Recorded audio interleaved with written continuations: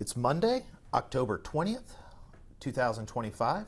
This is Ashton Ellett here with another installment of the Senate Staff Oral History Project, sponsored by the Richard B. Russell Library at the University of Georgia. I'm here in Atlanta with Mr. Joe Brannen.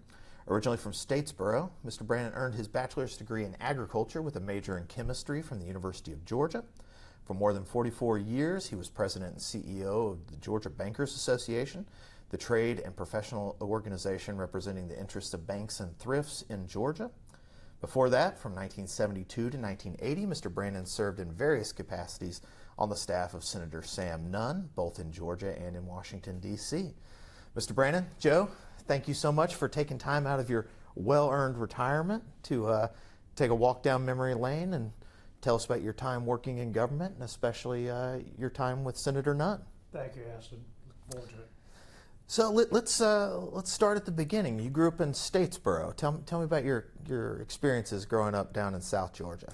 It was great. I grew up on a farm in Statesboro. My mother was from Savannah. She had moved to Statesboro to find her next life. She was a ballet and tap dance teacher and set up a studio in Statesboro. She met what she called the cute meat cutter at Dorman's, which was a wholesale grocery operation in Statesboro. They rented a house in downtown, and my older sister Diane was born in 1940. 2 days later, he got his signed up for the draft that had been put back in place, and he promptly joined the Navy. Spent World War II in the Navy, no combat, pretty good gig. He was watching for submarines off the coast of the U.S. for most of that time. Stationed in Daytona Beach, which is not a bad gig. That's tough duty. During the war, that's right. But Brannen family is a big family in Statesboro, and he always wanted to come back home, but he had his eye on the country. He wanted the children to grow up in the country. So he found 25 acres of land out from Statesboro.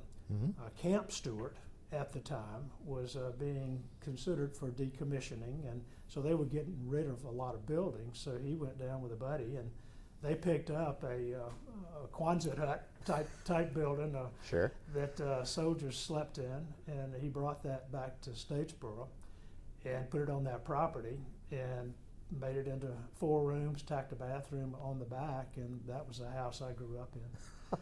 It was great. The farm is really not a farm when you only have 25 acres, but we grew everything we ate. He used his meat cutter background. We'd grow out steers and goats, and we had chicken. We'd eat what we raised.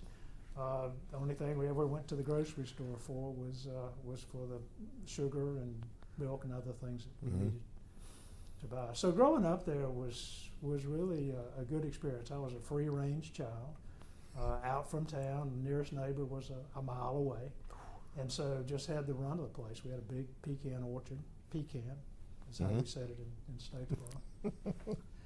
Blackberries, we made jellies. We just did all that we had to do to just make a great life for us. So growing up there was good. I was glad to be a country boy. We didn't wear shoes to school at first, and we didn't wear shoes until fall usually. And my grandmother, And that's not an exaggeration. That's right. My grandmother still was in Savannah and had her place there on the water, and so we spent lots of summers down there. If we needed some seafood, we'd go down there shrimping and crabbing and bring that back and put it in the freezer. So we had everything we possibly could want. Now, you said that the Brannen family was a big family, and usually when you have big families in South Georgia, those families are involved in politics or of one sort, form or fashion. Was that true of your family? Well, big families also have factions within those families. There are the rich folks, kind of the middle folks, and the po folks. Well, I was on the po folks side. Yes and no on politics. Sure. Interesting. My mother, her double first cousin, which is a Southern thing, which means that she and her double first cousin's mothers married brothers. So her double first cousin was married to Prince Preston. Oh yeah, congressman. Prince was a congressman. I was in my early years, youngster, but what I remember most about, that was my experience in politics, was Prince Preston. He would go on junkets. He had 2 daughters. He would go on junkets, and if he came back with something that a boy would like, I was it. I would get those things. I've got a really pretty portfolio made out of Moroccan leather, hand tooled. The coolest thing he brought back was a Capuchin monkey from Panama. They had gone down to Panama, and the president of Panama decided that those congressmen needed monkeys.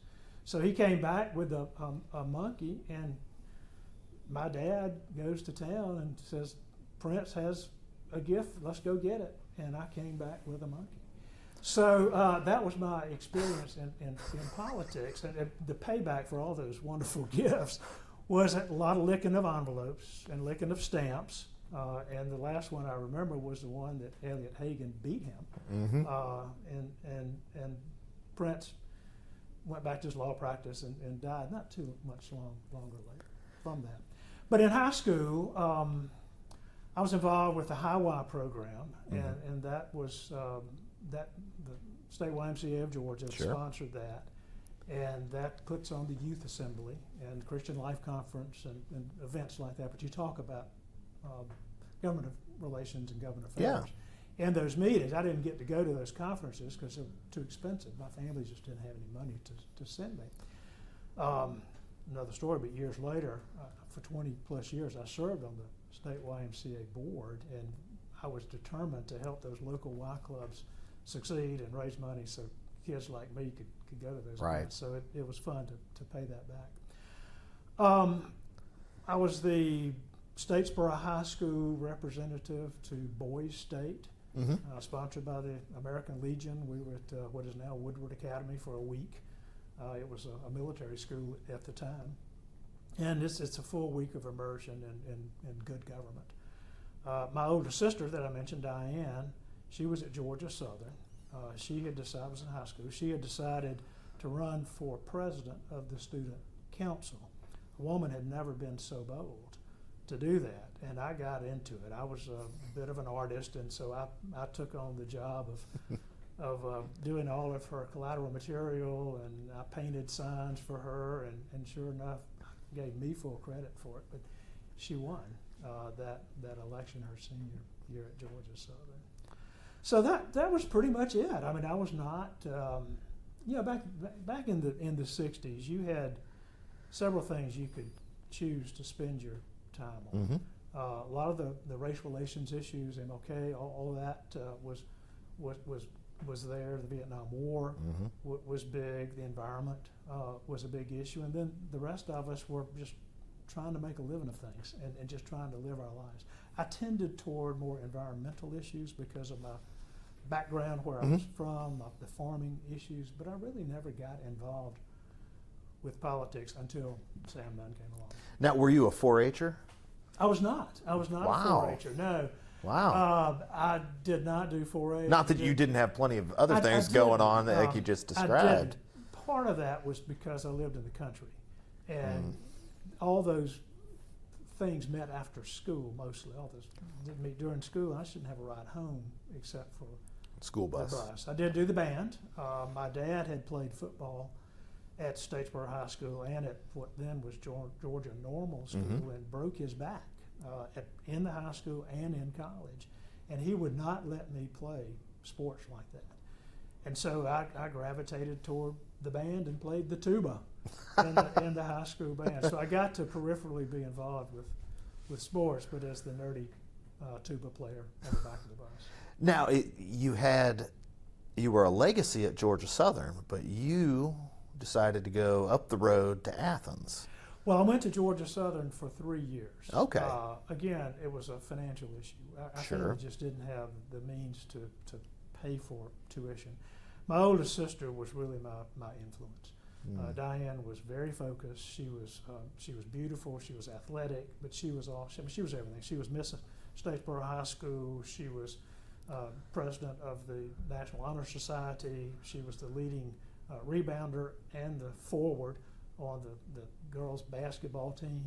She was everything, but she also worked very, very hard and saved up a lot of money. She worked in the tobacco markets in Statesboro. Statesboro was a big tobacco market, and she always made sure that I got a job as a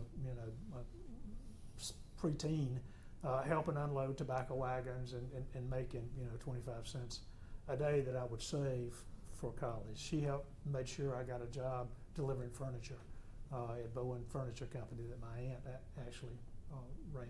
My dad helped me get a job at Rockwell Manufacturing, so I could work there and save up money. So I saved up enough money for tuition, which was $74 a quarter at the time, if I could live at home. I had lived with my grandparents my last 2 years of high school. My grandfather had died, and my grandmother and aunt, that was a second mother to me, they needed someone to be the man of the house, and so I moved from the country to town. My father sold the farm my senior year and moved to town about 3 blocks from my grandparents. So I moved home with them and was able to stay at home and have enough money to go to Georgia Southern. I worked at the bookstore at Georgia Southern my whole time there. And it was great because back then they only paid you at the end of the quarter. You didn't get money along, so it taught you how to budget. I bet. Keep up with your money. But that was enough money between that and my savings to pay the tuition, gas money, and dating. I laugh. Vilda, my wife, and I we started dating in high school, and dated through our first couple of years of college. And I always say we had to get married, and back then it was because you had messed up and she had gotten pregnant, but we had to get married because I wanted to go to Georgia. I was not a really super, I'd started as a management major at Georgia Southern. My first quarter I made a D in management and realized that maybe that wasn't I don't know if it was first quarter jitters or what. So moved over to the sciences. I had a dyslexia, dealt with that all my life, and reading was always hard for me, and the sciences were always easy because you learned everything in the classroom or in a lab. So I moved over to chemistry, and I laugh about how hard it was at Georgia Southern. I kept telling my girlfriend at the time, we have got to go to Georgia. It's got to be easier than this. But we didn't have the money to do that. So she said, she'd been at Georgia Southern 2 years. She said, all right, why don't we get married? We can go to Athens. You can go there, get your chemistry degree. I had decided I wanted to try to be a veterinarian and go to vet school. We'll go there and I'll work full time. I'll get a job somewhere. She had worked at Mikovic's department store in Statesboro. She originally got a job at Penny's in Athens, but ended up working at the university library. But she working full time. I would go to school, get a full-time job, which I did at the college bookstore. It's not there anymore. It was on across from the Georgia Center. The Benson family owned it. Oscar Benson, the brother of Ed Benson, was the manager there, or owner there. And so worked there. Went to Athens. Spent three actually great years there at the College of Agriculture with my toes dipped into the chemistry department to get my major and graduated. So you're sort of a non-traditional student, which you would have been married as an undergrad, working in the sciences, and I assume that sort of, you mentioned getting into the environment and environmental issues. Would that have been during college, or would that have been sometime before or after? Environment, it started in high school. Okay. But it really, Eugene Odom, I took his class, and anybody that ever had the opportunity to take a class under him and just see what a gentle giant he was, nothing pretentious about him, but just to know that he's the man, he is the guy, that got me focused on that. Athens was hard for married students back then. I'll give you one example. Yeah. My wife, I had access to the health center spouses did not. Married housing was full, so we couldn't get in there. I had looked at renting an apartment and had actually put money down. It was $90 a month for an apartment on Millage in a duplex. My father-in-law heard about that and said, "You are wasting money on rent. We're going to build equity."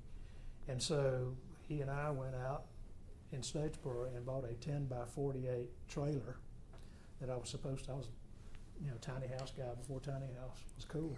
So we bought a trailer and moved it to Athens, TP Valley Mobile Home Village out in Watkinsville, and lived in that. But it was hard as a married. But my wife got sick. I remember one time got sick, and none of the Athens wasn't a health center that it is today. She couldn't get in to see any of the doctors. They wouldn't see student wives, and so her aunt that she's named for happened to be a pediatrician down in Waycross, and I had to drive all the way to Waycross just to get her health care. So Athens was tough for a married students, but also because we didn't get to engage in much of the social life there. Mm-hmm. Didn't get to do a fraternity and all that stuff. But I was there for an education. I was Right. there to buckle down, get a degree, get in vet school. I was going to have to borrow the money to go to vet school, and live a happy life.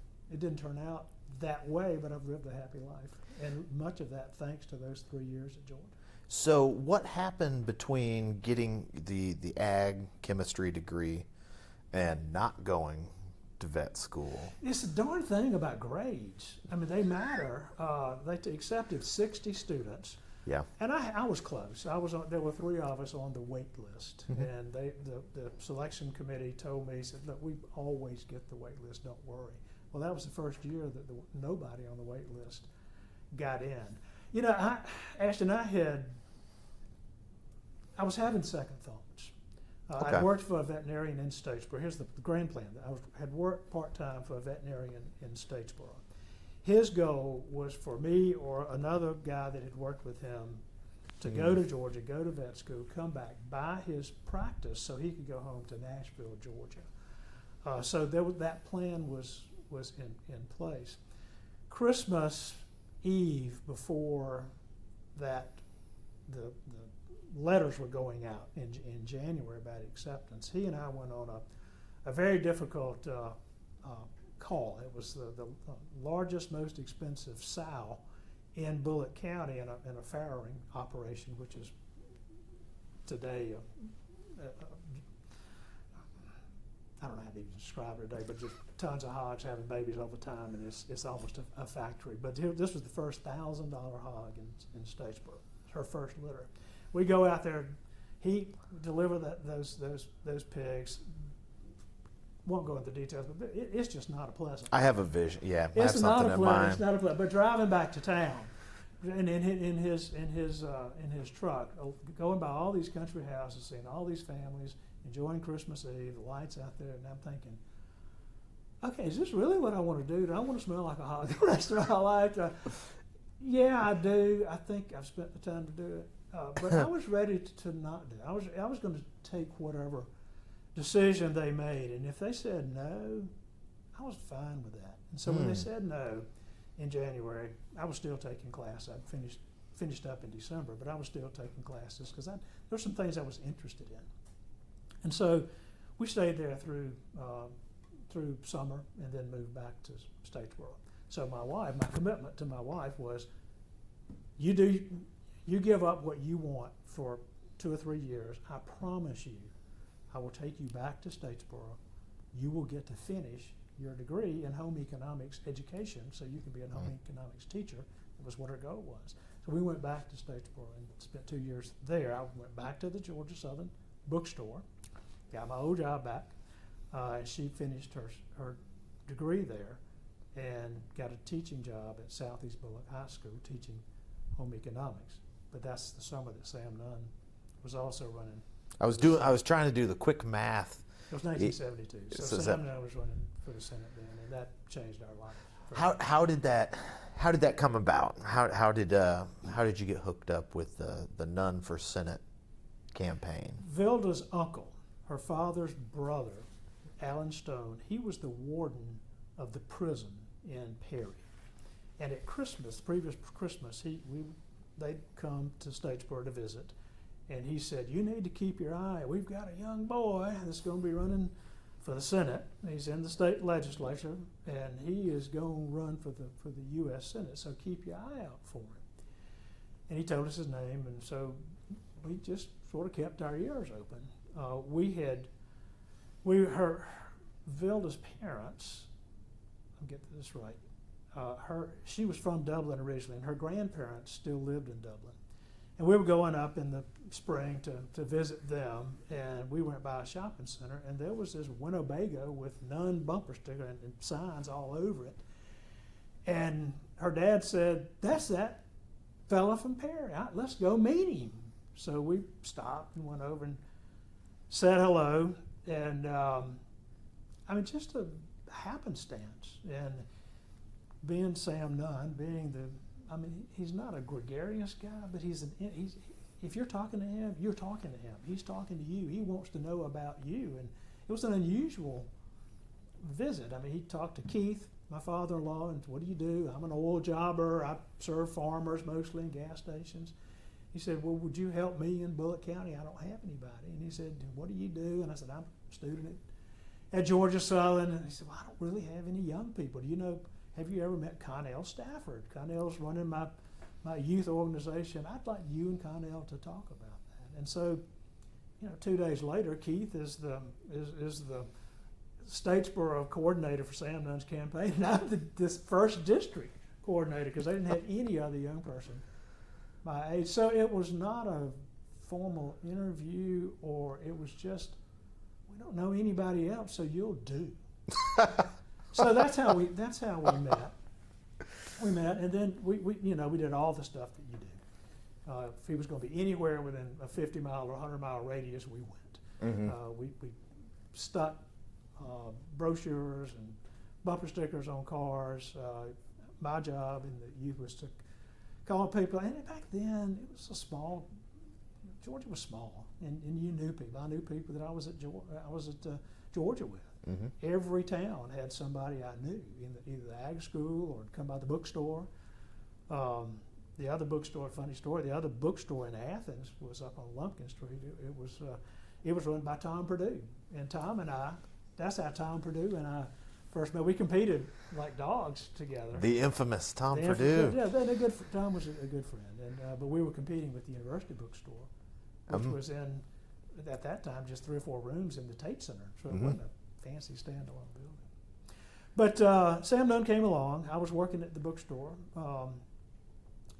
We were following the campaign closely, involved with a lot of the conversations. Connell was very, very good about calling and keeping us involved, talking about what we should know. Roland, if there was a media event, Roland would call, Roland McElroy, who was doing the press stuff for the campaign, and we would go to the local newspaper just to make sure they were showing up at the airport if Sam Nunn was flying in. So that got us to the primary, and Nunn was so respectful of other candidates. It wasn't like today. Senator Gambrell, was the incumbent. Nunn had been, prior to the campaign, close to Carter, had run Carter's Goals for Georgia program for him that ended up reorganizing state government. A lot of affection there until he decided to run for the Senate and ran against David Gambrell. And politics, you say things that hurt feelings sometimes, and Carter got his feelings hurt when there was a suggestion that maybe Gambrell's father might have bought that seat for him. But anyway, it got Nunn on the list of names of people to watch. 15, I think, people in that primary, maybe 17, I was 15. But the big name was Vanderburg. Yep, Ernie Vanderburg, who was a prince of a fella, a true Southern gentleman in every sense of the word. And Nunn knew that if he was going to be successful, he was going to have to knock off Governor Vanderburg. And so it was never about beating Gambrell. It was about getting in the runoff, and to do that, had to have more votes than Vandiver did. And the way he did that is, he was the 33-year-old upstart against last year's generations, and it worked. So he got in the runoff, and he had had a fella that had been traveling with him, helping driving him, that was the polar opposite of somebody like me. Girlfriend in every town, big beer drinker, just a fun, loving guy, not the guy necessarily you want driving you around in small towns. So they parted ways, and for a couple of days, Nunn tried to drive himself. It just didn't work. So he called, and Connell called and said, "You have got to take some time off, and you've got to drive him for the runoff. You got to drive him from August the 8th to the 29th, whatever." So I went to the poobahs at Georgia Southern, the head of administration. I said, I want to do this. I have 3 weeks of vacation time. I haven't asked for it, but can I take my vacation and do this? And they said, well, of course. So, that's how we got to know each other. Spent 24/7 together for 3 weeks. It was a very, I don't want to say stressful time, but it was a time when it was difficult to run a statewide election when you were known mostly in a very small part of the state, well known, right, and well respected, middle Georgia, but yeah. Middle Georgia, and we had the debates with Gambrell. Those were in several towns around Georgia. Nunn was an incredible debater.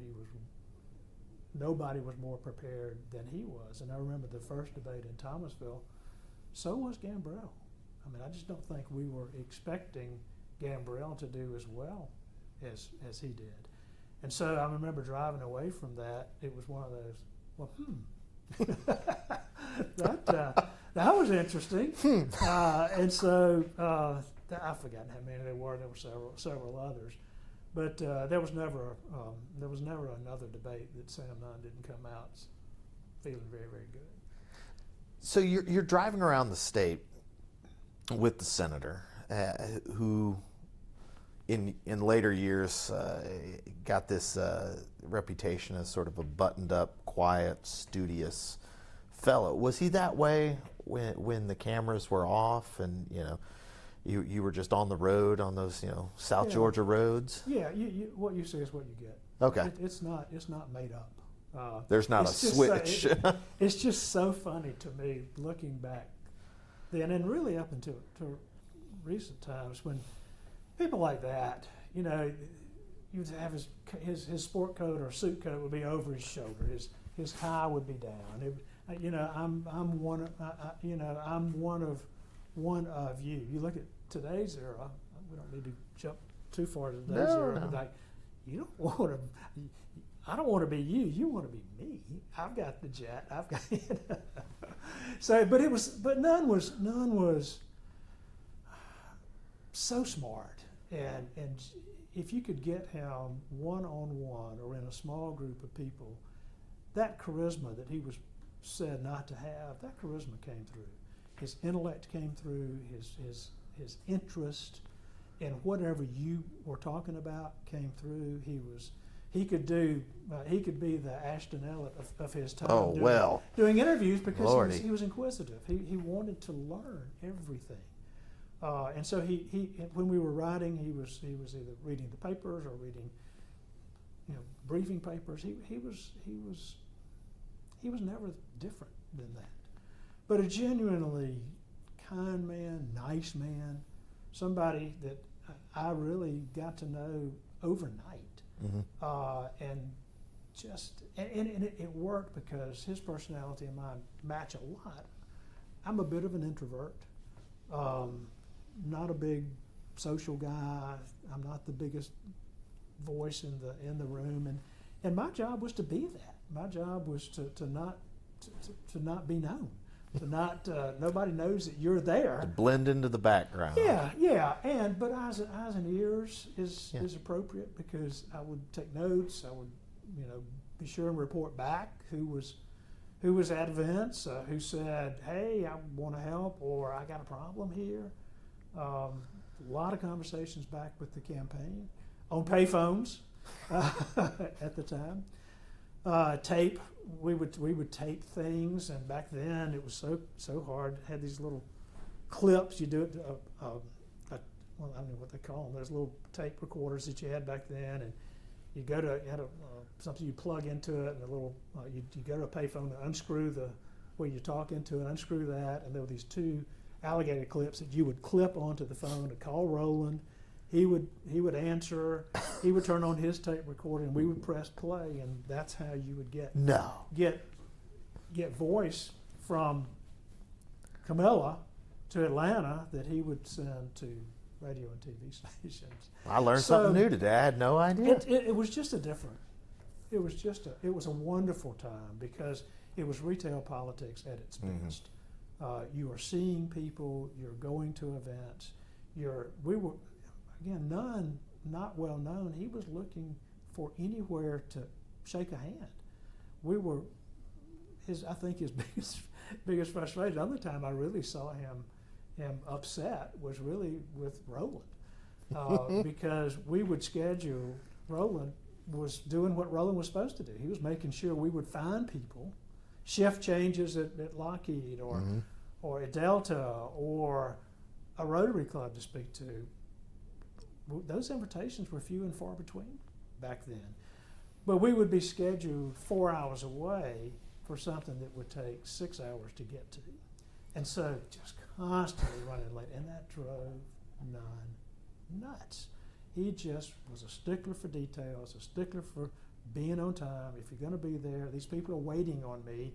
They are giving me this time. They owe it for us to be there. And so fortunately, the State Patrol was not really attentive to our travel. I might have exceeded the speed limit. A statute of limitations is Statute expired. of limitations are gone. We did have a little sign, sign on the side of our little Pontiac that said Sam Nunn, U.S. Senate. So we got some waves and passes. But it was a great time to as a young like me. I'd never been out of Statesboro much. I'd been to Macon once for the state basketball tournament my sister was in. I'd been to Atlanta. My aunt, I mentioned, ran the furniture store in Statesboro. She had taken me to the Furniture Mart on the Nancy Hanks train in Atlanta a couple of times, stayed at the Grady Hotel. Oh, wow. I'd been to the Fox Theater to see Sound of Music. I'm just cool stuff, but I'd never been to Augusta or Valdosta or Thomasville or Rome or Dalton. So, I had these giant, road maps and figuring out how to get from place to place. So as a kid, I know it was about Nunn, but for me, holy cow, it was showing me the state that I loved and showing me where people lived that I'd been at the University of Georgia with. That most of them, more than half in my graduating class, went back to their family farms. And so all along these trips, taking Nunn around, I made sure to get in touch with my buddies that I had met through the Ag School. And they were the salt of the earth people. They knew people, and they really helped bring folks out to these rallies and things that we would do along the way. That's just old school friends and neighbors politics. Well, it is, and it started. Colleen did a lot of that. Colleen Nunn, she was really, really, really good at that.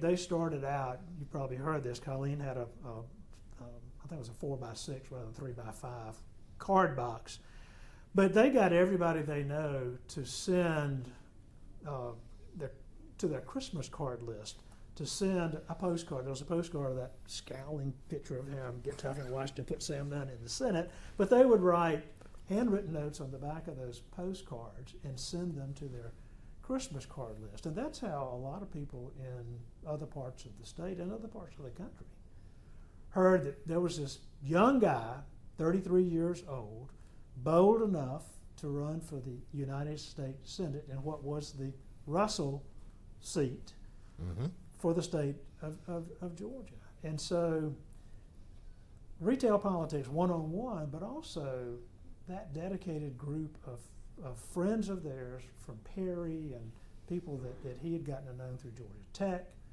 through Emory. Colleen was from Washington State, so she really didn't have the Georgia connection. But she worked harder than anybody else in that campaign, making sure, and as a mother of a 4 and 2 year old, or 5 and 2 year old, I mean, she had her hands full.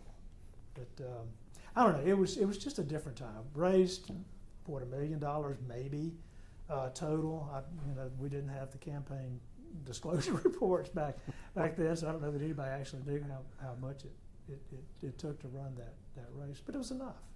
Right. It was enough. Well, speaking of being enough, the runoff. Tell me about runoff night, where the votes are coming in.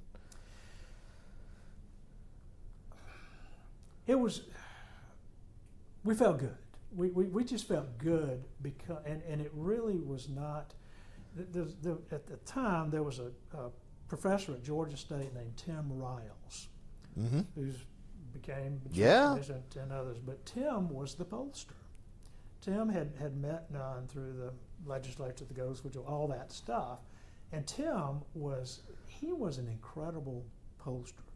He got the primary numbers within 100th of a percentage point right, and he predicted accurately the polling numbers for the runoff. So Nunn had that, felt good. But what he had and what others had, those of us that were with him, out in the public, seeing how he operated and seeing how people reacted to him, it was genuine.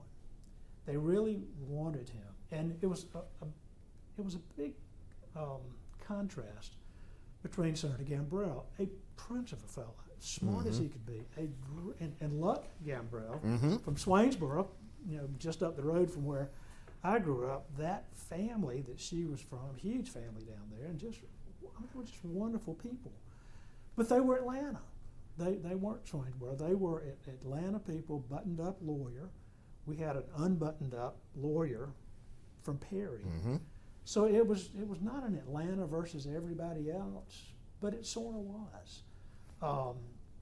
The Carter folks were engaged as you would expect they would be, just because he was their appointee. Sure. So we had that, and that was a lot of some of the rural vote that Nunn was counting on. So it was a bit stressful.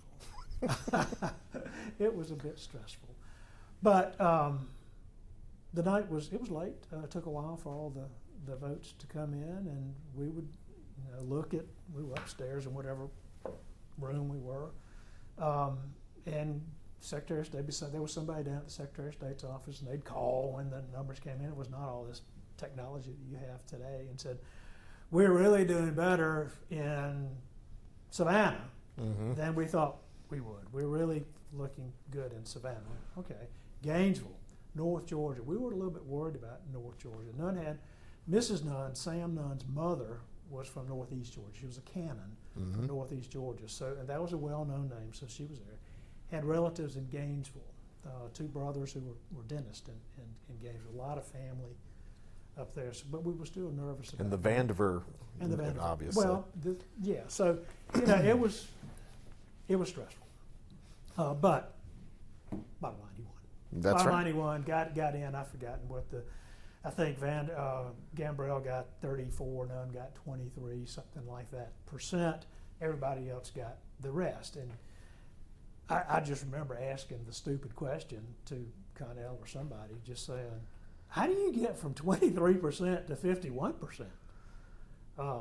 Because Gambrell's got 10 or 12% more than we do, and they said he's pretty much got what he's going to get. Everybody else that's run, they're either not going to vote, they're not going to endorse anybody, they don't matter, or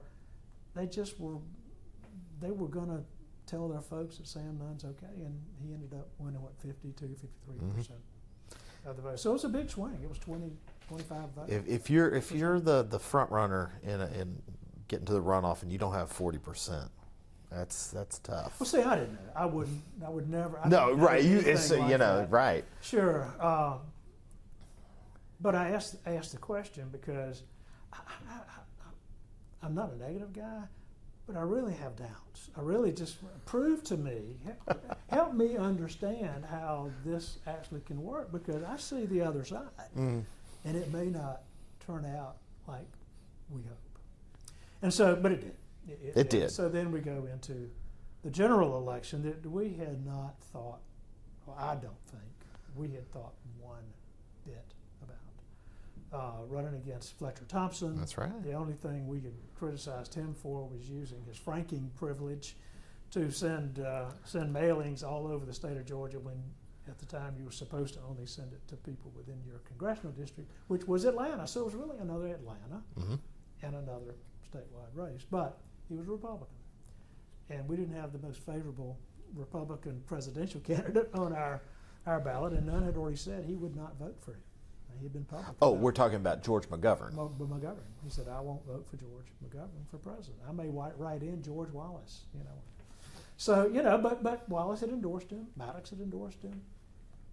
I mean, all the folks had into Marvin Griffin. That was the first endorsement he got. That made it okay for a lot of people to come out of the woodwork and say, okay, we'll choose among these 15, and Sam Nunn's our choice. But with each of those endorsements came a constituency, but also came campaign people, and they were very different. They were very different from us. They were not the young whippersnappers. They had their own issues. But Nunn also did very well in the African American community, called the black community back then. With the Leroy Johnsons and the Julian Bonds and the folks like that, they were very open to hearing from him. Hosea Williams was one of the 15 or 17 candidates in the primary. Again, a very respectful race. He was well known for his activism. I don't recall Nunn ever even mentioning him in the campaign, because we were looking to get into the runoff. But Nunn had a lot of respect in the black community. He was open. He was himself there, just like he was everywhere else. So that opened a lot of doors. That opened a lot of doors to people that were maybe skeptical about a South Georgia, Middle Georgia, aren't you a redneck kind of guy? And they would meet him and say, oh, you've got a brain. You're sophisticated. You are smart. Okay, you're not one of us, but you'll do. You'll do. And so that to me, just watching and sitting in on almost all of those meetings as the fly on the wall, the guy that, I felt like that those three monkeys here, no ever seen news. I was that guy, just getting to watch and listen and report back to the campaign what folks were saying, who was there, why, if they had problems, is there someone that could call them, talk to them, maybe ask for $1 or $2 from this fellow who said, I've given $25, but with the right circumstance, I might give 100. So there was a lot of that.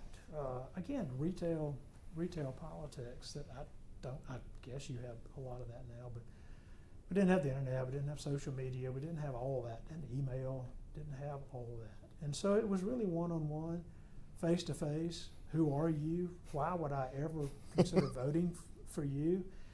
And Nunn was prepared. I mean, Nunn, it wasn't that he had an answer, he felt it, he believed it. He believed in himself. He believed in why he should be in Washington. He believed that there was a legacy that deserved being maintained and carried forward. He had a lot of ideas. I just remember this threefold brochure that I hated, but it was front and back, single space, everything he was going to accomplish. And it was well done, well thought out. And he wanted to use that for us to stick on windshields and all that. And I said, oh, please, put Sam Nunn in Washington, get tough in Washington. So he agreed with that. He wanted a treatise. He did, but that was who he was. Yeah. And you're not going to wash that off. And I think looking back in '96 when he said, I'm done, I pulled out that brochure and looked at those 13 or 15, whatever the number was, check. There was nothing left. There was nothing left that he said he was going to do that he didn't do. So anyway, it was a fun campaign, seat of the pants campaign. I mentioned the people that came with some of the endorsements. And some of them were just they were very difficult to deal with sometimes. I remember he was so frustrated one time. It was just they were just at each other's throat. You would see the Maddox folks and some of the African American folks, and they say, "How can we beef with the same guy?" And Georgia politics. Yeah, I know. And we were driving away from one of those testing meetings, and I said, "What do you think?" He said, "I am going to get elected in spite of some of my voters." He said, "But at the end of the day, they all like me, and I think I'm doing the right thing." And he always did the right thing, so that you can't question that. Now, did you continue serving as driver in the general election? I did. That was complicated. Okay, yeah.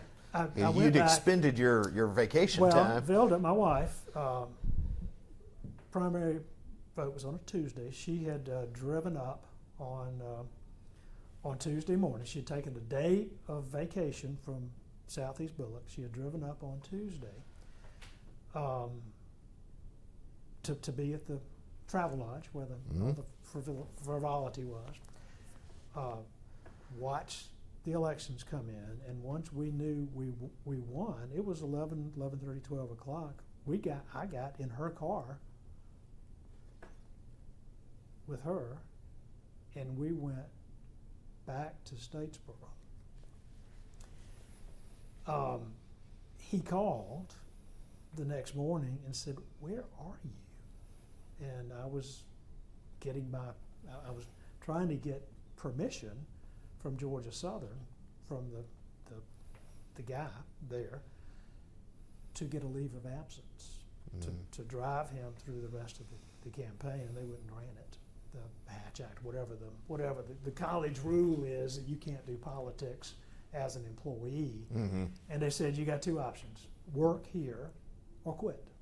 And I said, "I quit. I can't do what I just do. I'm just me. I just am dedicated to this. I want to do it." I had come back to Statesboro to let my wife, or support my wife as she was finishing her degree. That had been done. I'd accomplished that. I didn't know what I was going to do at the end of that campaign. Mm. But I'd gotten a job before I can get a job again. So I quit. Mm-hmm. And so went back Wednesday afternoon after I'd been told no, I couldn't work, and I'd quit. I went back Wednesday afternoon. Actually flew up back to Atlanta because Vilda needed we only had one car. Flew back up. At that time, Statesboro had service from Statesboro to Atlanta, and drove him the rest of the campaign.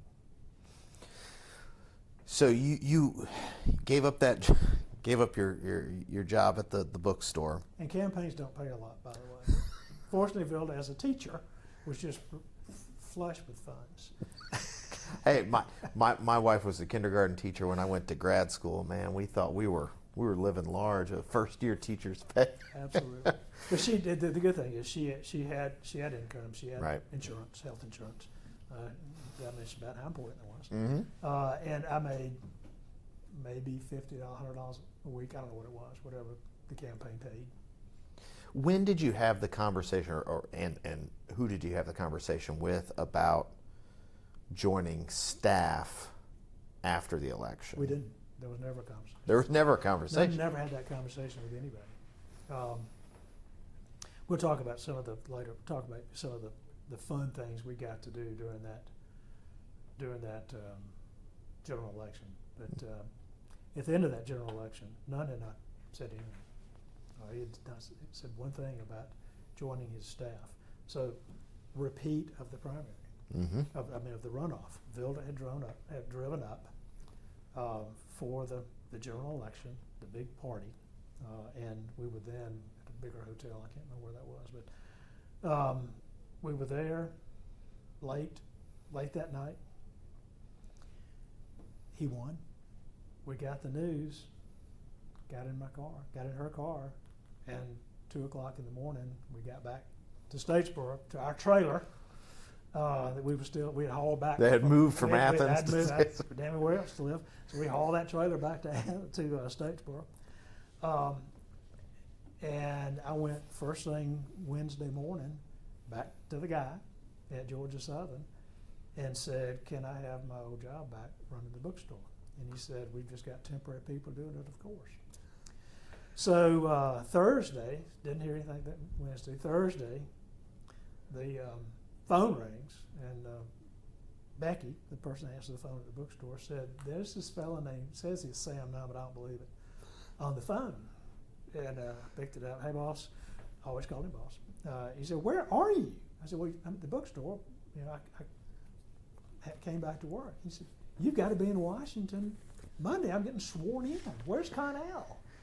I said, well, Connell he went back to Macon, and he got his teaching job back. He's teaching today. No wonder I can't find him. You find it. And so go by. You got to go to the campaign office.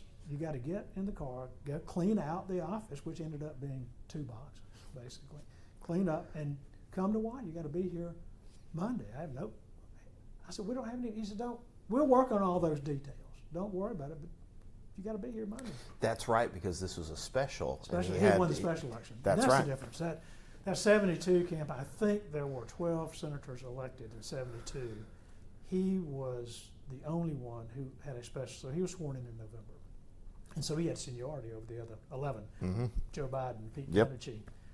It was a really good class. But so Connell and I mean, he drove his car. Again, Vilda needed our car to go to work in. And so we went by the campaign. I don't know how we met. Maybe she drove me to Macon or something. Anyway, we somehow got together, went by the campaign office, cleaned it out. Monday, we're driving to Washington. We both got to North Carolina, realized neither one of us had ever been past North Carolina. Joe Sports at the time Mm-hmm. was Senator Gambrell's AA, and Betty Doherty was his personal secretary, and they were who we were to coordinate with. And so we stopped at a truck stop somewhere and called Betty and said, we don't know how much longer it's going to take, but we're going to get there eventually. And they said, don't worry about it. We've got a place for y'all to stay. Here's where you park. Just come in the office when you get here. So we get to Washington, rush hour traffic. This was before all the interstate stuff.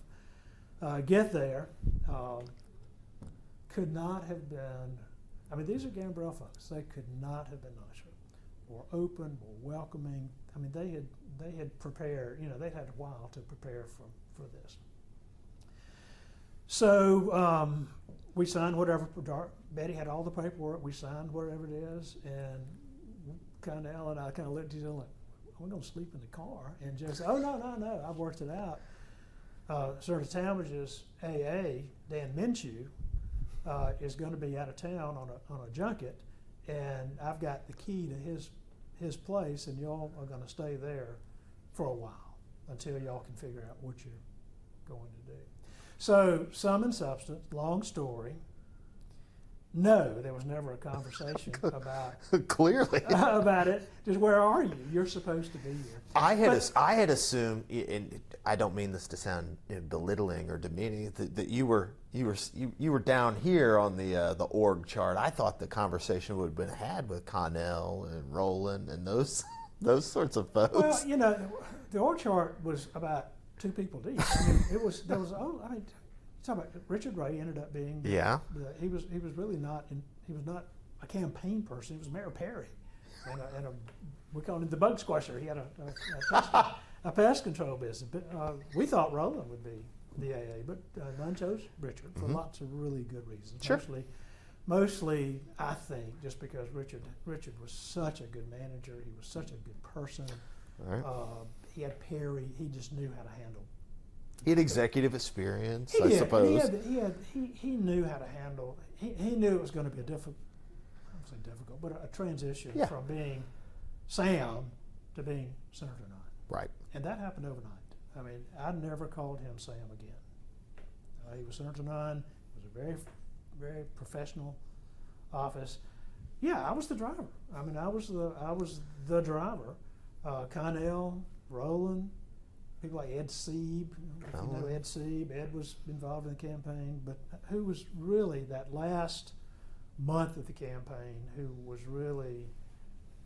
kept things together, was Norman Underwood. Governor Sanders had called Nunn and said, "Look, Norman is interested, is available. Do you need help?" And at that time, things were really complicated. The campaign was really doing a lot with very few people, not a lot of money.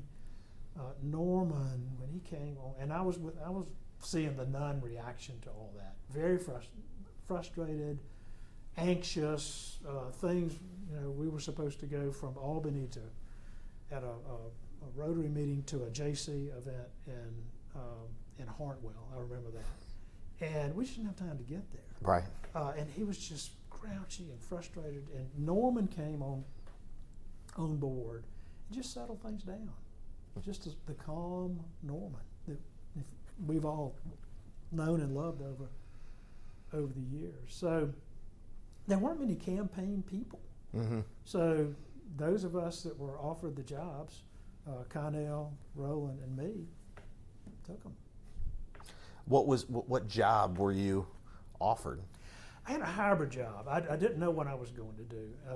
Richard, never being an AA either, didn't know what anybody was going to do. So he had to figure it out.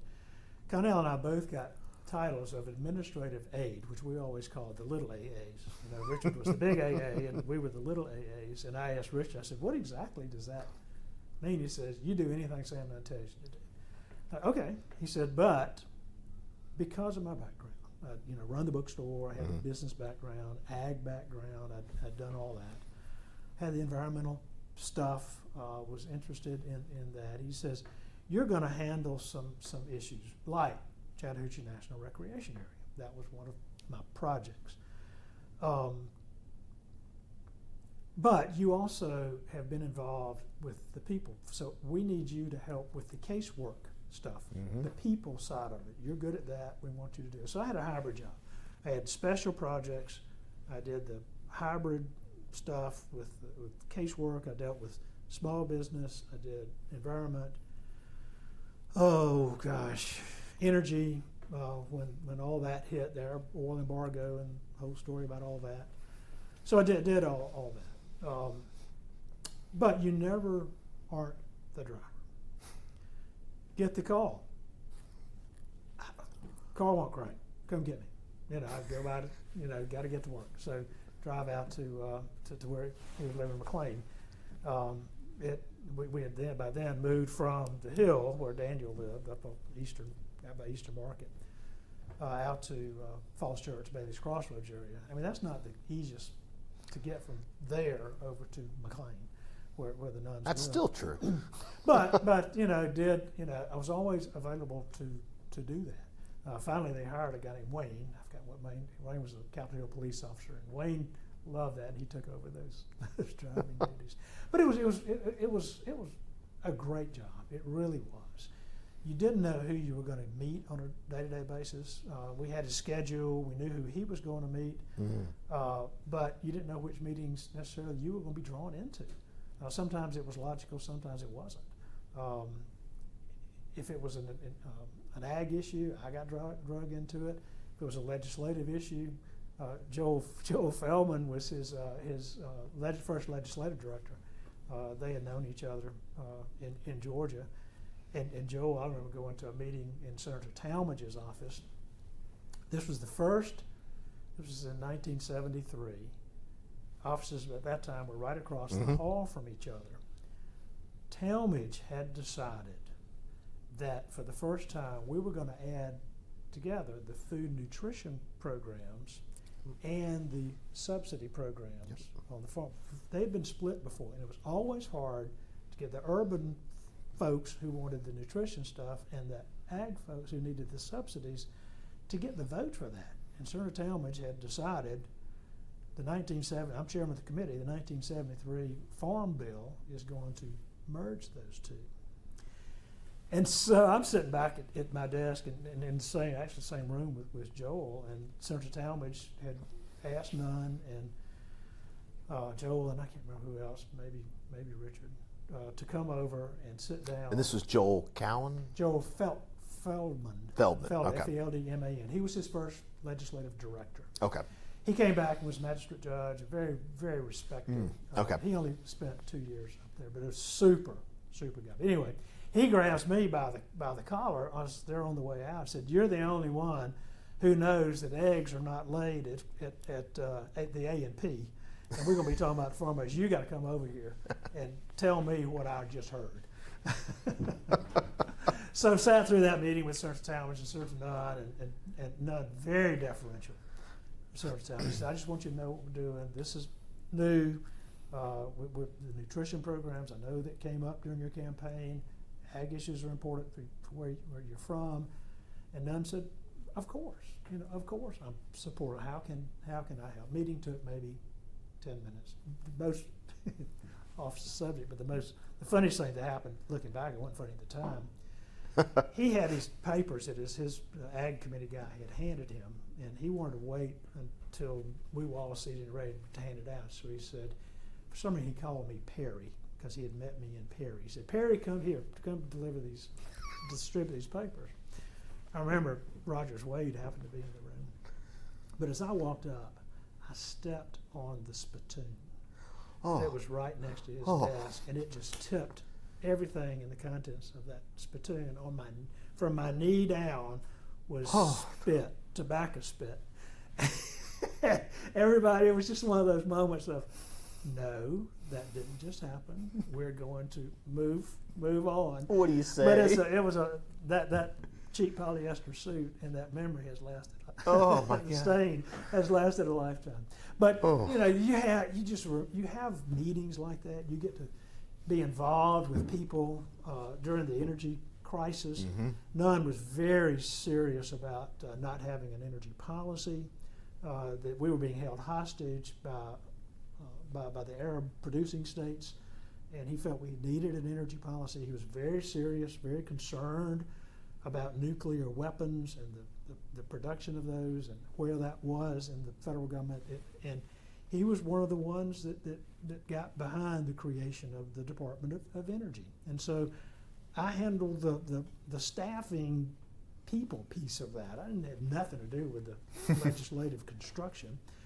But we had a lot of people that were shut out in Georgia, that were shut out of allocations during that time when big oil companies were just cutting people off. So we need all we've got to supply our folks. Well, we've got nurseries in Georgia that need heat for their plants. We have small independent oil stations that need allocations. We have carpet manufacturing, the backing of which is produced from petrochemicals that come from. So it was fertilizer. Yeah, fertilizer. I mean, so that was. I mean, Nunn said one time, "You're the only one that knows what a hydrocarbon is in the office, so you're going to do this." You're the chemist. So I got to sit in on a lot of that. So that was just fun, and it was a good time because you got to meet people. You were a nobody. I mean, you didn't. I mean, the only position I had for 8 years was whatever Sam Nunn's position was. Never signed a letter. It was his signature on every letter. But gosh, what a learning experience to be with somebody like him. Senator Talmadge was having his problems. Re-elect was coming up. Nunn was the dedicated junior senator, 100% support. Never wavered in that support. A very difficult time for the Talmadge folks, Talmadge staff, and we were very close, very, very, very close, and worked together. So even when I came back to Georgia in '75, I guess. So, this sort of position that you have, which is a little bit of everything. How would you? This is a very unique position because you sort of float. How would you describe the operations of the office? Every Senate office is different, and to a degree, I think they reflect the member's personality. Not always. Right. Sometimes it reflects the AA or office managers. Sure. Tell me about that. Richard did a very good job of that, and the people that Richard brought on some experience on the Hill.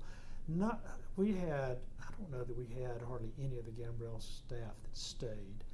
So Richard was a good organizer. He was a good man. He was good to me, a good manager. He made and none just needed time. He needed time to study. He needed time to think. He needed his schedule protected. He needed those of us on the staff that had some expertise in a particular area when somebody just showed up at the office or wanted to meet with him, and he just didn't have the time to do that, which is hard to believe you don't have time to do it. But just, especially if you're someone like Sam Nunn, who is serious about the job, who is thinking years into the future and knowing that what he's doing today is going to impact that, he just didn't have time to see everybody.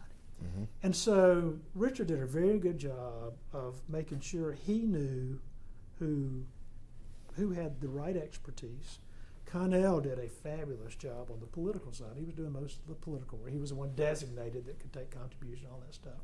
But Connell was he was great. He was able to keep in touch with the political folks, keep them satisfied. Richard took care of Perry. That was in its own right a big full-time, especially early on. But it was a buttoned-up office. He was known as Mr. Integrity. I mean, he put down really hard and fast rules. Back then, it was not uncommon to go to the Monocle with some lobbyist or some group and be the staff representative at a lunch, and they serve alcohol. That is not happening in Sam Nunn's office. Do a favor for someone. Help them get something through. We had come up a lot during the embargo. We were getting allocations for folks. They'd want to send you some. Someone would just send you stuff. No, you don't. You don't take gifts. He was serious about that. Nobody ever doubted that, and I don't recall a single person on the staff ever crossing that. I mean, that was a red line that did not get crossed. Have a good time? Absolutely. I mean, I was the player coach of what was then the Nonchalants. I've always known them as None Better. Well, after I left, Nunn changed him as None Better because he never told. This is one thing he never told me, which I was shocked when I left 3 years after running the Nonchalants. He said, "That is just such a terrible name. We're not chalant about anything. We are serious. We are none. There's no a nice one, segue from the last sure, conversation. There's no one better than Sam Nunn. So, and I don't know who came up with None Better. Maybe Arnold, because Arnold was funny. Arnold was the deputy press secretary at the time. Arnold wrote up all he was so funny. He wrote up all the after action reports for the softball games. But no, the Nonchalants, I mean, might have had a beer or two, but it was after hours. It was fun. It's how you saw the staffs that you got to work with, and some you realize they're just as fun on the baseball field, or they're just as big a horses' patoots on the baseball field as they are in their office. So, it was, but Nunn encouraged that. Nunn encouraged being involved. He encouraged that. He encouraged participation in the Georgia State Society. I mean, he was serious and sincere about, I represent the state of Georgia. Most of you are from Georgia. We are going to support Georgia. We're going to focus on Georgia. So it was a great time to be on his staff. All the stuff with Nixon, Watergate. Sir Talmadge took the time there. My wife was right before she went to work for then and now is the Library of Congress. Used her University of Georgia experience to get a job at the Library of Congress. She went to the Watergate hearings that happened to be the floor above us in the Russell Building. But all that was going on. Jimmy Carter gets elected Mm-hmm. president during all that. Sort of changed the dynamics for a lot of us. How so? Well, this is going to come across really bad, but I'm going to say it anyway. About the only thing I think we got in Georgia, or those of us that worked up there from Georgia got from Jimmy Carter's presidency, was sweet tea year round. They didn't they didn't serve sweet tea in any of the restaurants, but that's just a silly thing. But Carter was very, very serious about doing the right thing. He was that he was that Sam Nunn type that we're going to be doing good things. We're going to be doing it right. We're not going to be charged with ethical violations. But you can take that. At that time, you were trying to be fair, making sure the federal dollars flowed evenly everywhere. We had a hard time, even with logical Georgia appropriations. Sometimes we had a hard time with some of the Carter folks saying, "Well, we just don't want to show favoritism to Georgia." Now, this isn't favoritism. This is rightfully ours. So we were we fought hard for dollars. We fought hard for issues with none. Even those of us that didn't have legislative responsibilities, we had the people responsible. We fought hard for that. In the early years of the Carter administration, don't misinterpret that. We were so excited to have a Georgian in the White House and that Carter Brigade. They were friends of ours. Mm-hmm. We knew them well. None in Carter, has been recorded before, just had a relationship. It wasn't a yuck it up relationship, wasn't that necessarily friendly, but it was a respectful relationship. Mm-hmm. And so it was just, it was just a different time. And then just to see all that, I came back to Georgia in '75 to run his state operation. Mm-hmm. But to see all that play out over the next 4 years and to see him not be successful and to reelect was just a gut punch. It really was. Because we had such high hopes for that and wanted him to succeed. Yeah. But that's a whole other story. But Nunn, again, he represented Georgia, and all day, every day, 24 hours a day, was to support his efforts in representing Georgia. How did your career, you shifted from Washington to Georgia, Atlanta? Was that? That's right. Nunn, I needed a sense of community. Washington just wasn't my cup of tea. I go back, Governor Carl Sanders' wife, Betty, was from Statesboro. And I remember she was at one of the, I can't remember what it even was, but it was at the airport in Statesboro. And Nunn was there, and Sanders was there, and Betty was there, and we were going to fly on his plane for some reason, Sanders' plane. And we just got to talking. He said, you're a Statesboro boy. What about this thing in Washington? You've been there a while. Are you going to get atomic fever? I said, what do you mean? He says, it's a good thing if that's what you want to do, but I've gotten to know you a little bit. I don't know if it's a good thing for you. And that always just sort of stuck in the back of my mind. Are you a Potomac fever, Washington kind of guy? And so we were living in Virginia, commuting in. Vilda loved her job at the Library of Congress. I loved working for Sam Nunn. But Nunn started talking about the Georgia operation.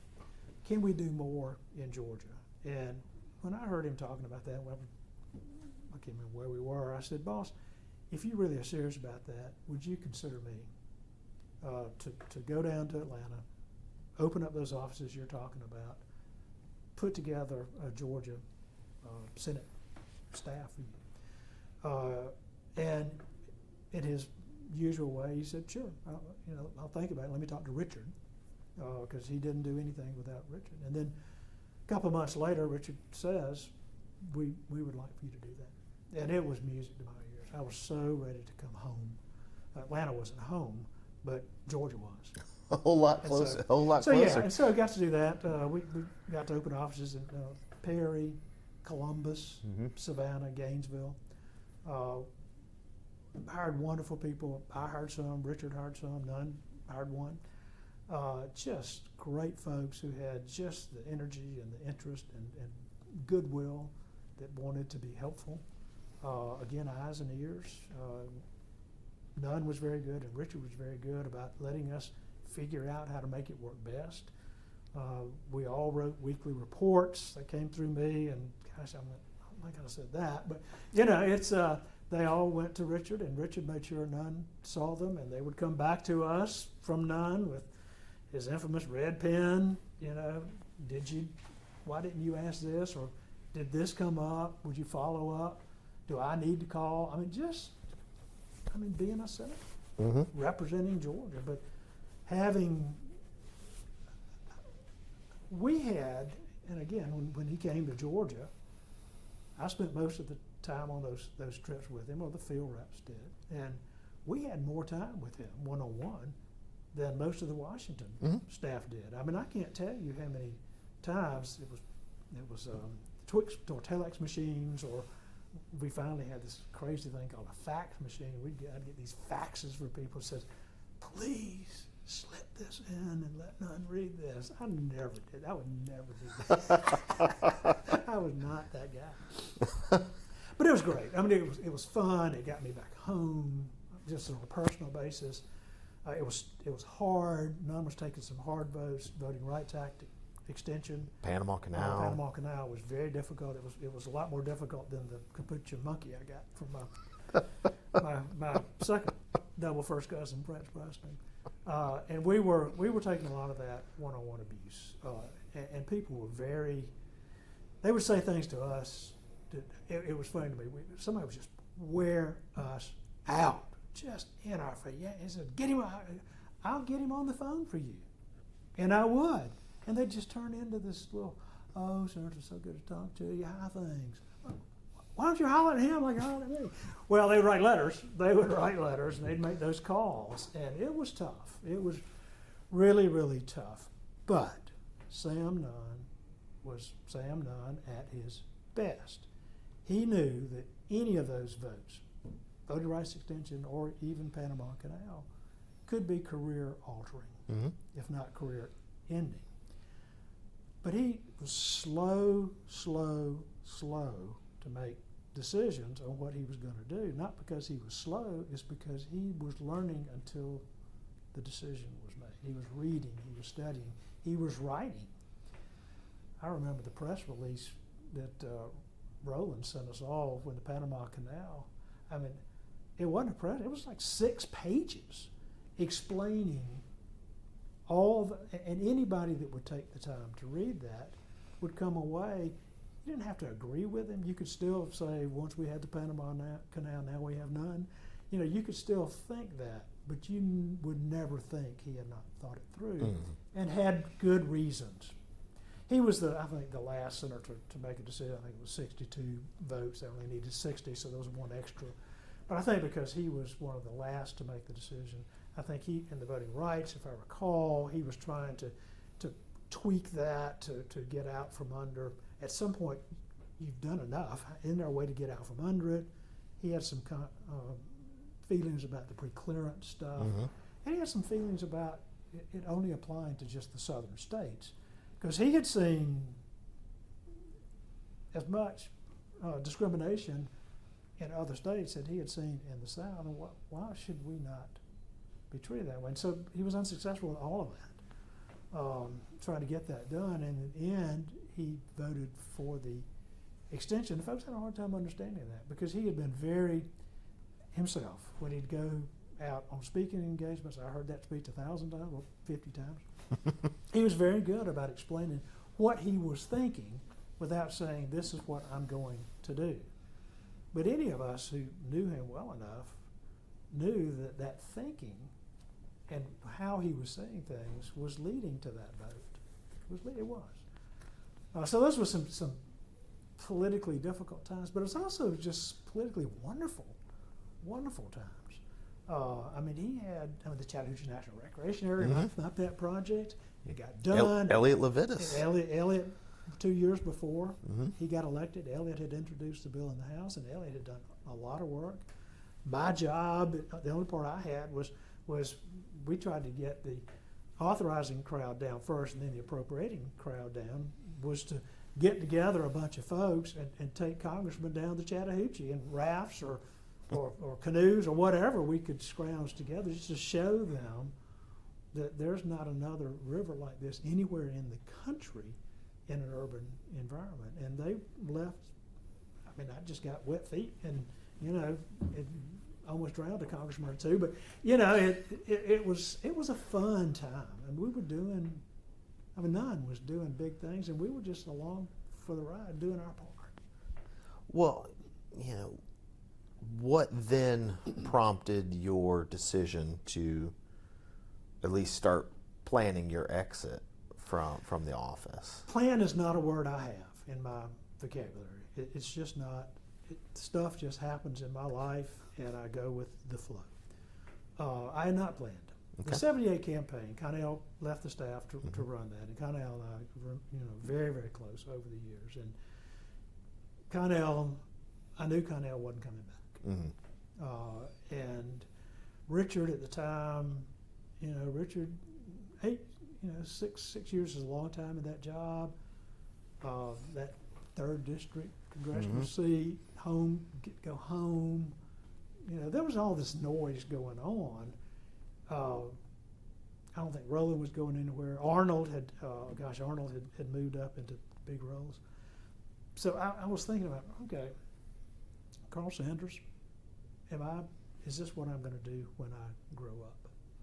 I had a call from, I guess it's just recording, I probably shouldn't say who it is, but you've done recordings with him, a well-known political person representing a well-known company in Georgia, southwest Georgia, that was looking to start a lobbying operation, and called me and said, we want somebody like you to set up this operation for it. That was the first time I'd ever thought about leaving this office. I said, I really hadn't thought about that, and moving to Southwest Georgia, I don't mean, you know, come talk to us. So we talked, and it went pretty far. The CEO of the company was a big baseball fan, and so my interview was at a Braves game, the old Fulton County Stadium, with the political person and the Braves CEO. And we're, you know, talking nothing, just talking Braves and talking nothing. And one of his questions was, so did you go to Georgia Law School or somewhere else? And I said, College of Agriculture, Chemistry. I went, oh, okay. Nothing else said. The next morning, the political guy called me, what do you mean not telling me that you don't have a law degree? I thought everybody that worked for Nunn had a law degree. He can't have this department started by somebody that's not a lawyer. I said, well, okay.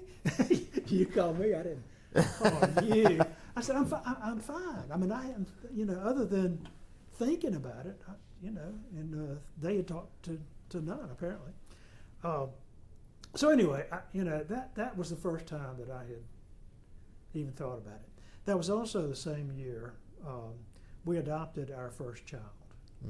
Vilda, my wife then, was working at Georgia Power Company. She was a home economist at Georgia Power when they had those jobs. And he was born in '78.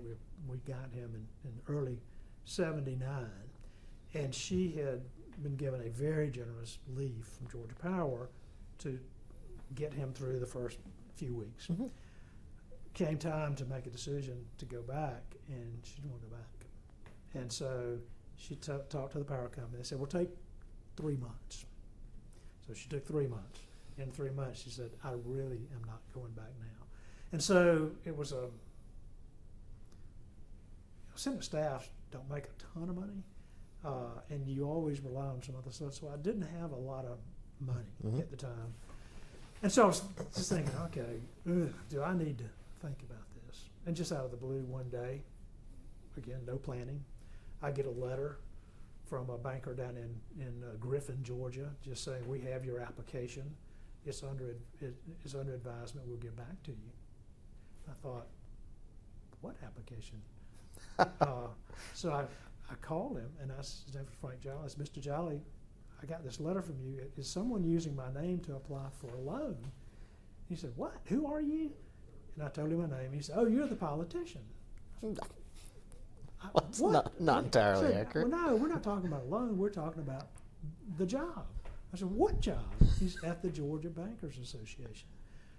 The guy that was supposed to be CEO left us overnight and went home to Louisiana. And Dave Paget at the trust company, the lawyer, the lobbyist at the trust company, told us, the search committee, that you'd be a good person for us to talk to. I said, well, he hadn't told me that. So we had a meeting, Mr. Jolly and I, and had a meeting, and we hit it off, and his wife and he and another couple, and Bill and I went to dinner, hit it off, and I met around a table of 12 or 14, what I call the blue suits. And, you know, they asked the right question, what do you know, son? I was 32 at the time. The guy was 67 that had been in the job. What do you know about banking? And I said, well, I still have my bank account at the Bank of Virginia. I've got about $200 in my savings account, and not that this matters to you, but they charge $10 if you bounce a check, which I have some experience. No. And you can imagine just the looks around, they just kind of went, how did this guy get here? And I'd never forget it, Bob Strickland, who was CEO of Trust Company at the time, he was on the search committee. And he said, fellas, oh man, he said, fellas, that's probably the most honest answer we're going to get from any of these interviews that we're going to conduct today among all these people that they want us to talk to. So I think this guy might have some potential.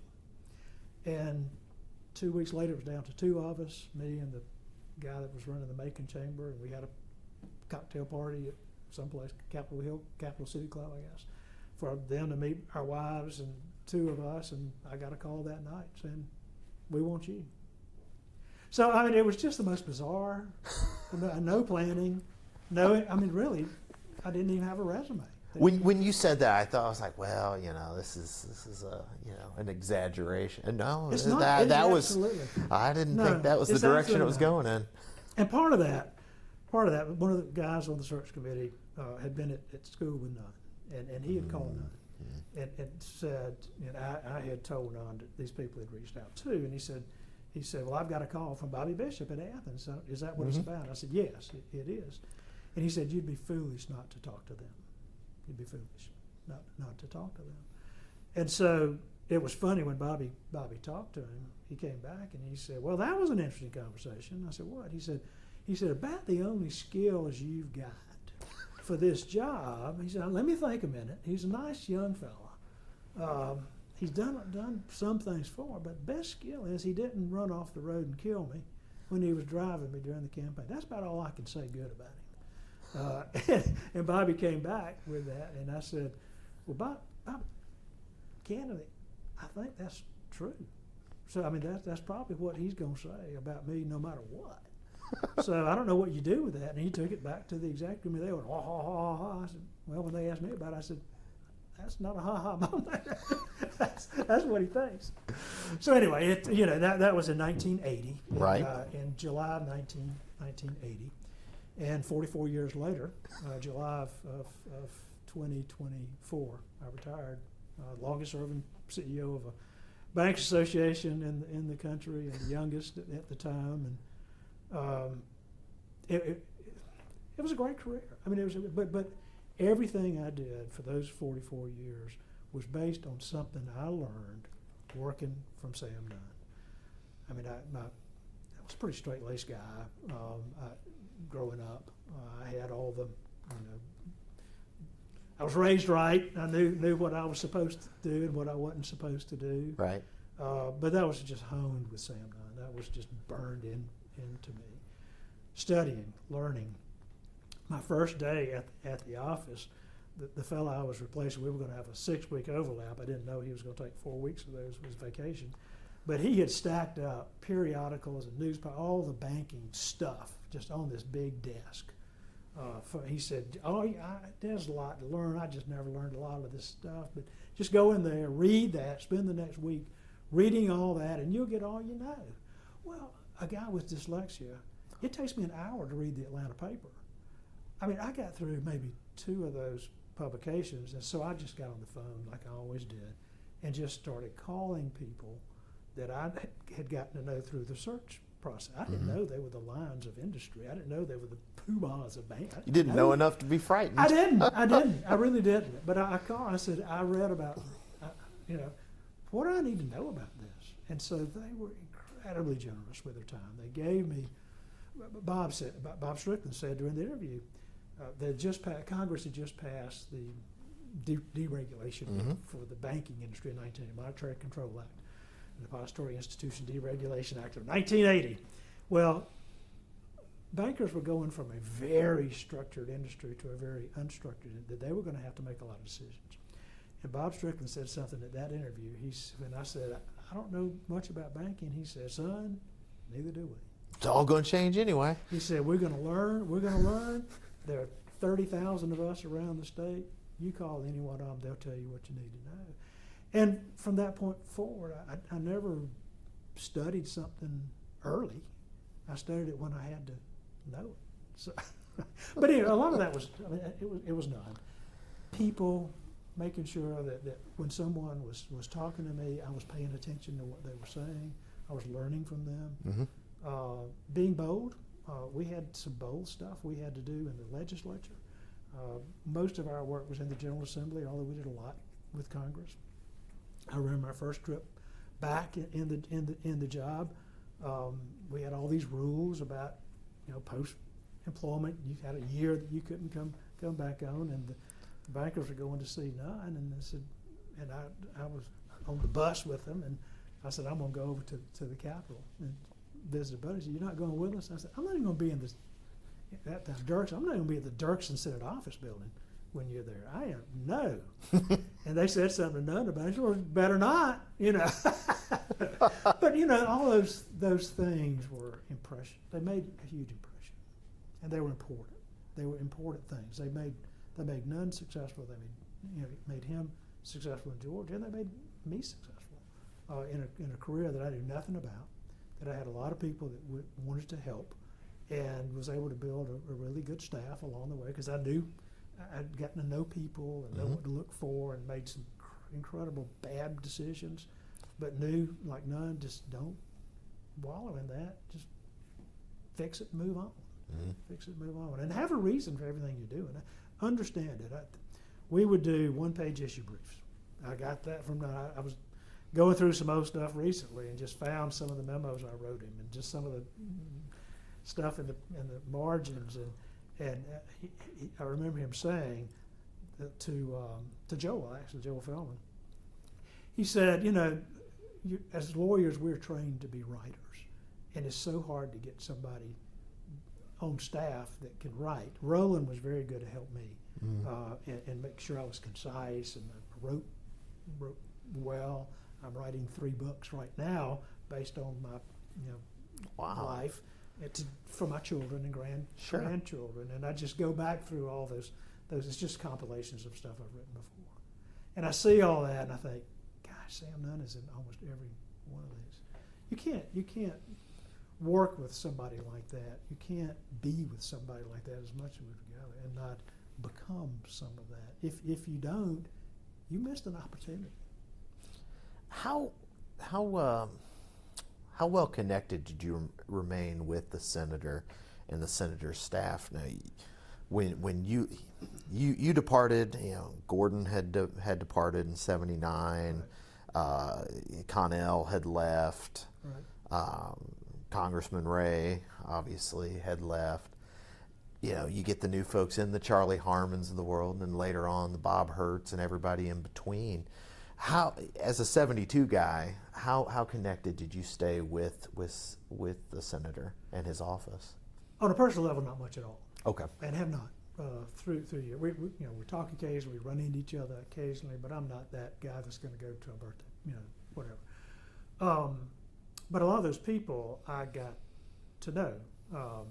Charlie Harmon as his chief of staff, but I hired Charlie from Fulton Federal to be a field rep running our Gainesville office. Yep. Charlie had been an intern for Senator Russell. Mm-hmm. He came to see me one time and said, some point you're going to hire me to work for Sam Nunn. And I said, okay. And the first job I had open, it was at the Gainesville office. Person, Tricia Rogers, who was there, had left. I didn't think of anybody else. Charlie was that. I'd hired Zeta Johnson.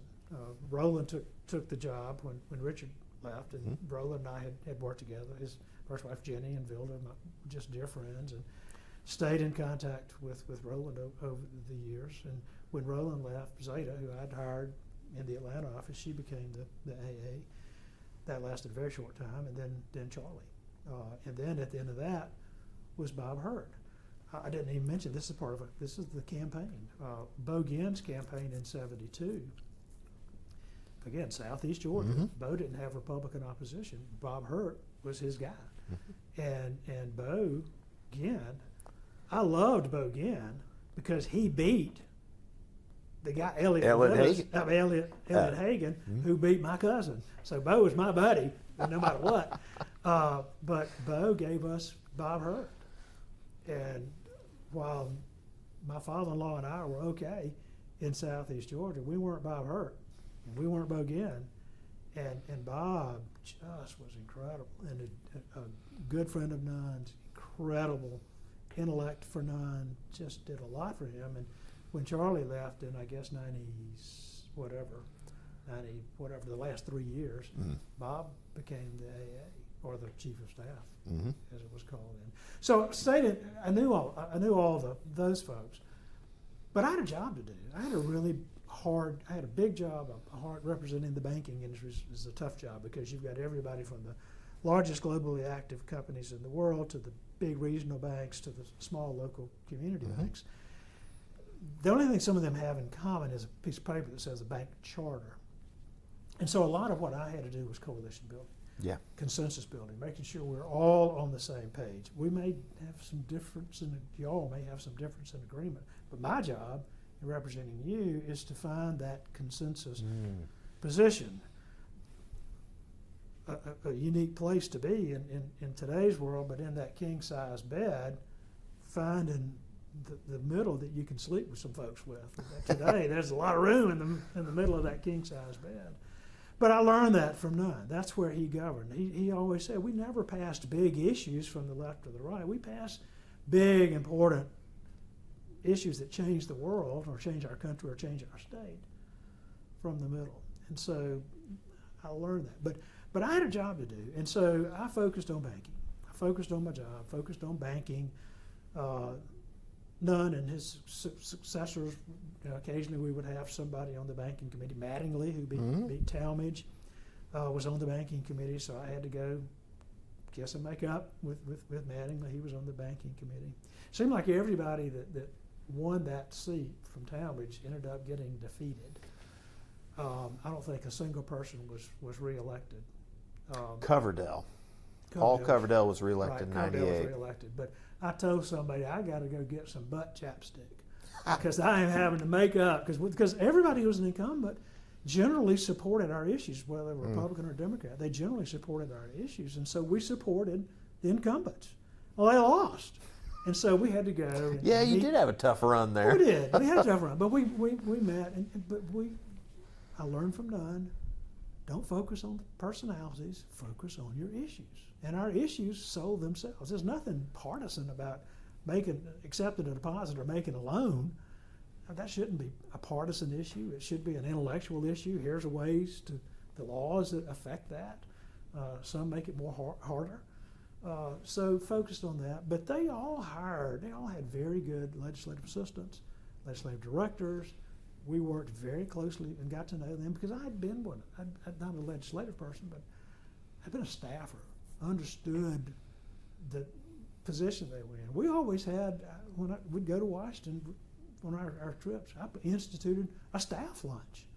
We'd go over to the Capitol Hill Club and we'd do a lunch and wouldn't let any members of the delegation go, but we'd have the legislative director, the constituent service person, the AA, whoever, and meet their bankers from their area. But just recognizing that staff plays a hugely important role if the public doesn't even know they exist. So I don't know. I never got past doing that. With Nunn, you never get past being a staffer. He still doesn't carry a wallet, and if he wants a chocolate fudge sundae and you happen to see him somewhere, you got to buy it for him. You never don't get over being a staffer. But yeah, I mean, for those next decades, from 80 to 96, incredibly good relationships with everybody, especially on the Nunn side, and tolerable relationships on everybody else that couldn't seem to keep their jobs. Well, as somebody who was there in '72 and spent time working very closely with the senator, but being on the outside, especially '88, '92, when there was all these conversations about Senator Nunn running for president, what was your candid, what did you make of all that chatter? I thought the chatter was fabulous. I loved it. Roland wrote the book, The Best President the Country Never Had, and I knew that would be what it would be. Nunn, again, being himself, he wanted to hear from a lot of people. I remember a meeting. This would have been '87, I guess. He called in some of the 72 people. There was a table, maybe 8 of us. In fact, I'm sure it was 8 of us were around the table. Connell and I, Etsy, Bill Thompson. Bill is whose apartment he stayed in at the Landmark during the campaign. Architect from Macon. There were several people like that. I'm forgetting some of the names. But he wasn't just going around the room. And he said, "What do you think? Do you think I should do it?"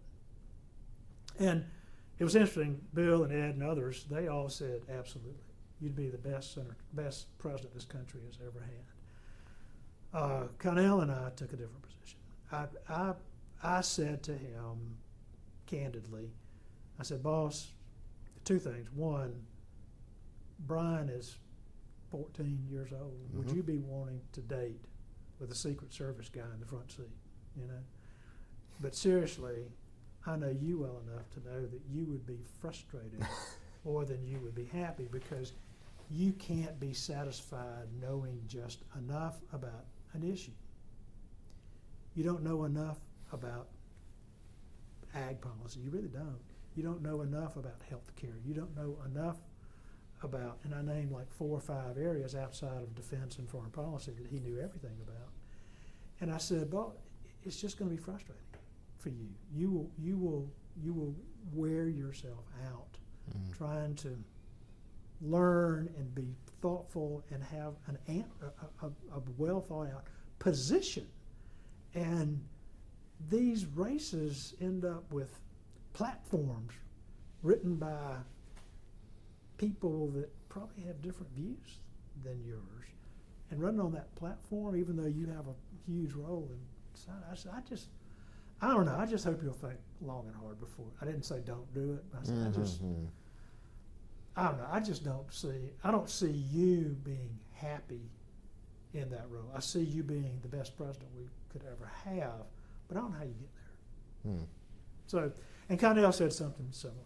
I don't know who went first, but we were both not saying no, but being realistic about how you get. I guess because we had been there in '72 and saw how hard it was. Then Connell ran the first race that he should have had a race that he didn't much. His second race, there was a candidate that didn't mount. He didn't even have opposition the third time. There was not even a candidate that qualified. No. So we talked, but those of us that were involved a lot, we talked. We'd see each other a lot. We stayed friends. We'd go to stuff together. Lots of interaction with those. But none was going to make the decision at the end. None was going to be very thoughtful about it. He was going to make the decision. I remember the JJ dinner. I guess it was the 87 dinner. Probably been too late for the 88 dinner. But anyway, it was Thomas B. Murphy Ballroom at the World Congress Center, 2,000, maybe 25. I'd been to all the JJ, I'd never seen one as big, never seen one as enthusiastic. Everybody had Nunn 88 signs everywhere. I've still got one somewhere. Everybody was just insisting that he run. And I can't remember who the keynote was. It Chuck Robb? I can't remember who the keynote speaker was. It was somebody who was none. Chuck Robb would make sense. I think it might have been Chuck Robb. I don't know who it was. Somebody ended up running, I think. But anyway, everybody left. What? We didn't get what we wanted. We wanted Sam Nunn to come in and use this. It's the biggest bang event we've ever had in Georgia. 2,500 Democrats in a room. He should come down and say, dang right, I'm running for president. Let's go. They clearly didn't know Senator Nunn very well. No, they didn't. Right. And clearly a lot of people just, caught up in the moment, just the thrill of thinking we could have another Jimmy, we could have another Georgian. We were so proud that Jimmy, I don't know. It just a lot of conversations. I don't think it was a surprise to a single one of us that had been involved with him as long as we had that he chose not to do it. Well, just as we start to wrap up, what do you think Senator Nunn's legacy has been and will be? Well, I think it's clearly nuclear proliferation, and I think it's the nuclear threat initiative. I mean that has always been his number one issue. Nobody could have done it like he did it. No one could have figured out how to find and disable all the weapons that he did. No one had the relationships with Ted Turner and Warren Buffett that he had that helped fund it. And the respect from places like the Center for Strategic and National Studies, that I think he's stepped down from the chair as maybe the emeritus chair now, the most respected think tank in the world on issues like that. He just had his 87th birthday. At 87, as sharp as a tack, still is the person, anybody that has any brain that wants to know what they should know about that issue, they're going to call him. They're going to call him about the energy policy that he was for. They're not going to call him about the balanced budget amendment that he supported. It was a huge deficit hall. They're not going to call him about the Chattahoochee National Recreation Area. They're not going to call him about all those things that he did and did so well. They're not going to call him about the BRAC Commission and how did Georgia survive all that because Sam Nunn happened to be either chairman or ranking member of Armed Forces? No, they survived because Nunn was focused on the missions that those bases were assigned, and they were indispensable. They're not going to call him about stuff like that. They're calling about nuclear proliferation. It's a dangerous world we're in. Today is as dangerous as it's ever been with the personalities that we're playing with. But thanks to Sam Nunn, and not Sam Nunn alone, but Sam Nunn with a lot of people, a lot of smart people, a lot of money, the world is safer than it would have been. So that, to me, that's his legacy. The other legacies are, just the integrity, the work from the middle, all the stuff that is totally out of favor right now. It's just, to think that bipartisan is a four-letter word or solve big problems from the middle. I mean, I hope that era is not gone. It's just not prevalent today. So his legacy is that, though. His legacy is that. Well, last thing, what advice would you give for anybody who's considering working on Capitol Hill or joining a campaign in this polarized, maybe jaded time? Do it. Don't miss the opportunity. Don't miss the opportunity. You will meet people. You will have experiences. Good and bad. I mean, you will see what you're made out of. You will grow. I mean, it's just, there is nothing like it. If I had not been so fortunate to be plucked by Sam Nunn out of the bookstore at Georgia Southern College, no slam on Georgia Southern, no slam on the bookstore, no slam on Statesboro, I'd still be in Statesboro, probably a retired Georgia Southern employee. Happy as a clam. Happy as a clam, but I would have missed out on the life that I had. Let me just give you one example. When Carter was governor, he was very serious about relationships and relationships with the federal delegation, all that money and how it was flowing. he decided to get the delegate, this again staff thing, he said every member of the House and both senators send us 2 people that work with the state government, send us down. We're going to spend 2 or 3 days. I'll fly them down on the C-130, fly them down. Y'all find a place to stay. We'll feed you and we'll have meetings, but I want you to get to see the people you're working with.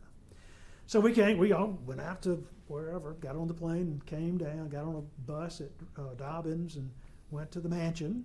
He and Rosalind just joyously welcomed us and all the things that we were, he wanted to know what we were involved with. I was the water and sewer guy at the time, and that was a big issue for him, the environment.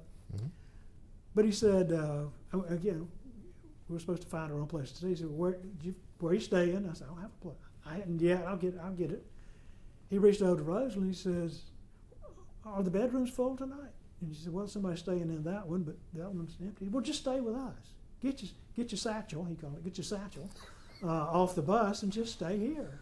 And so I end up spending the night at the governor's mansion. That afternoon, after all of our meetings, I go up and take a shower and get cleaned up, and I'm in the little closet that goes between 2 bedrooms in my boxers, all I had on, and there's this little knock on the other door.